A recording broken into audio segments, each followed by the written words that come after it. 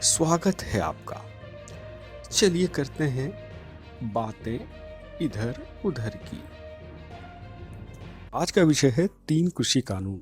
इन 3 कानूनों में से एक कानून ऐसा है जिसका सबसे ज़्यादा विरोध है, जिस पर सबसे ज़्यादा विवाद है, और ये कानून है जिससे किसानों को ये छूट मिल जाएगी कि वो अपनी उपज मंडियों के अतिरिक्त कहीं भी किसी को भी बेच सकते हैं। लेकिन इस पूरे आंदोलन में बहुत सारी आश्चर्यजनक बातें भी हैं, और उसमें से एक है कि इस कानून का विरोध भारतीय किसान यूनियन कर रहा है, जिसकी ये बहुत पुरानी मांग है। यानी मांग पूरी होने पर वैसे तो खुशी मनाई जानी चाहिए, लेकिन ये संगठन विरोध कर रहा है, और ये वो भी 27 साल पुरानी मांग। और इसकी शुरुआत होती है 1993 से, जब भारतीय किसान यूनियन के संस्थापक महेंद्र सिंह टिकैत इसी मांग के लिए आंदोलन करते हैं।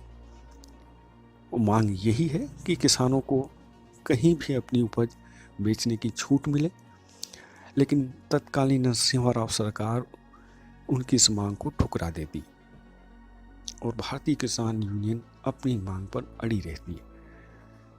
इसका उदाहरण है 3 अप्रैल 2019 को ये संगठन अपना घोषणा पत्र ट्विटर पर जारी करता है, जो आज भी वैसा का वैसा मौजूद है। इसमें लिखा हुआ है कि एपीएमसी को हटाया जाए। इसका मतलब यही है कि किसानों को छूट मिले कि वो अपना कृषि उपज कहीं भी किसी को भी बेच सके। तो फिर विरोध क्यों? आश्चर्य यही नहीं है, दूसरा आश्चर्य है कि इस आंदोलन में पंजाब और हरियाणा को छोड़कर दूसरे राज्यों के किसान शामिल क्यों नहीं हैं, और उसमें भी पंजाब के संपन्न किसान ही क्यों दिखाई दे रहे हैं। यानी कि ये आंदोलन पंजाब के संपन्न किसानों का आंदोलन है। ये कुछ आश्चर्यजनक बातें हैं। इस अंक में हम इसी विषयों पर बात करेंगे। वैसे इतना बड़ा आंदोलन झारखंड या उड़ीसा के किसान नहीं कर सकते, क्योंकि उनके पास पैसा नहीं है, वो इतने संपन्न नहीं है कि अपने घर से हज़ारों किलोमीटर दूर जाके आंदोलन कर सकें, वो भी महीनों तक।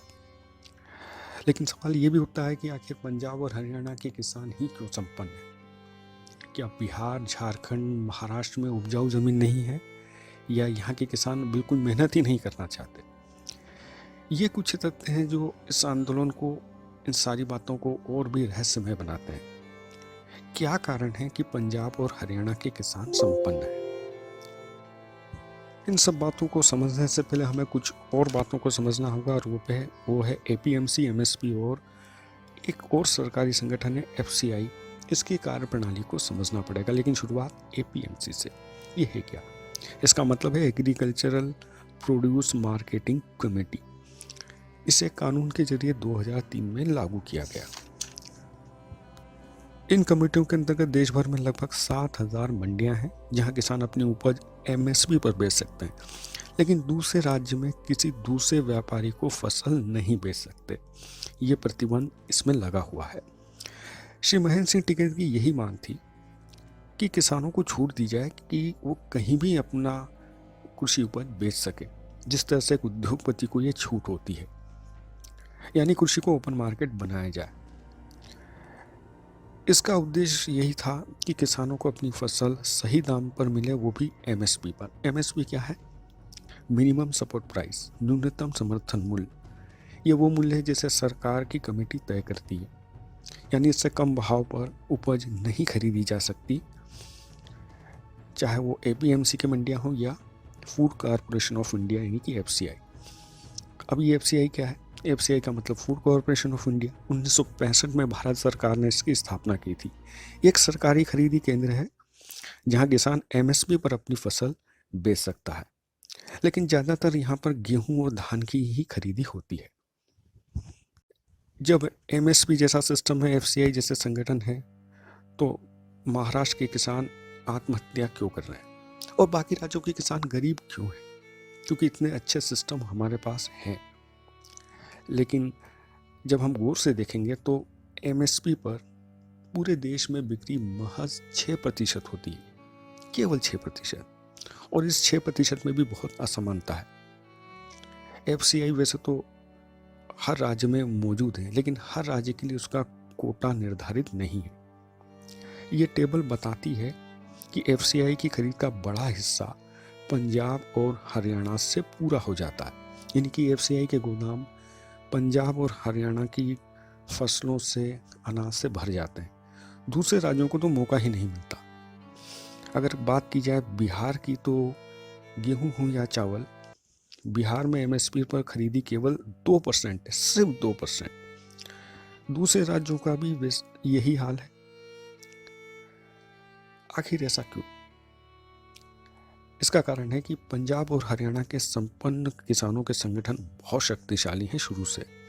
इन रसूखदार किसानों ने आंदोलन के जरिए, दबाव के जरिए, राजनीति के जरिए अपने क्षेत्र में एफसीआई का मार्केटिंग नेटवर्क स्थापित करवा लिया। बहुत अच्छा मार्केटिंग नेटवर्क है पंजाब और हरियाणा में, और खासकर पंजाब में। और यहाँ के किसान एमएसपी पर 90% तक अपना धान और गेहूं एफसीआई को बेच देते हैं। एमएसपी पर बिक्री हो रही है, और वो भी लगभग 100%। तो जाहिर है इन दोनों राज्यों की किसानों की संपन्नता बढ़ती जाती है।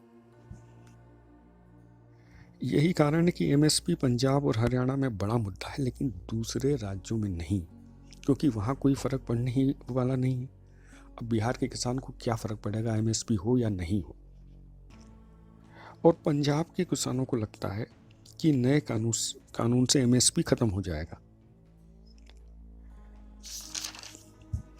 तो 90% तक एमएसपी पर फसल बेचने वाले पंजाब के किसानों पर फर्क पड़ेगा यदि एमएसपी पर आंच भी आती है तो, क्योंकि उनकी संपन्नता का कारण एमएसपी ही है, और वो चाहते हैं कि ये वर्तमान व्यवस्था कायम रहे। दूसरे राज्यों के किसानों का जो हाल हो वो हो, जबकि केंद्र सरकार बार बार ये आश्वासन दे चुकी है कि एमएसपी को नहीं हटाया जाएगा, ये व्यवस्था लागू रहेगी। वो लिखित आश्वासन देने के लिए भी तैयार है। तो फिर मुद्दा क्या है, एमएसपी है या कुछ और? पंजाब और हरियाणा में ज़्यादा सरकारी खरीद से इन दोनों राज्यों के किसान संपन्न हो रहे हैं, लेकिन दूसरे राज्यों के किसानों को मौका नहीं मिल रहा है।